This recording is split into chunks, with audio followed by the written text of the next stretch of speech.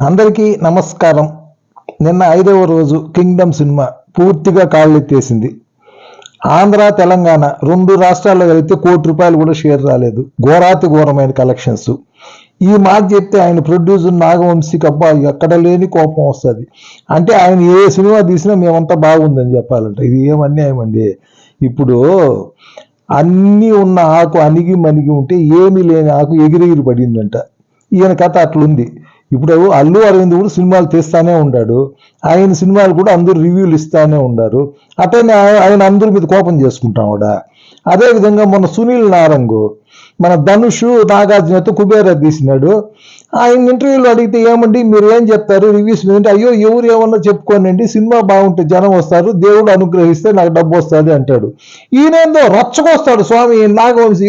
స్వామి నువ్వు డబ్బు వచ్చి సినిమాలు ఉంటే తీసుకో, అవి బాగుందని మాకు కూడా నచ్చితే చెప్తాము, బాగలేనివి బాగలేదని చెప్తాము, నువ్వు ఒప్పుకోవాలి. రచ్చకొస్తే ఎవరు ఉంటారు గమ్మునే?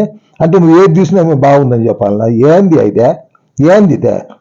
కాబట్టి ఇంతవరకు నా వీడియో మీరు చూసినారంటే మీకు నచ్చినట్టు నేను అనుకుంటున్నాను. దయచేసి సబ్స్క్రైబ్ చేయండి, లైక్ చేయండి. Thank you very much.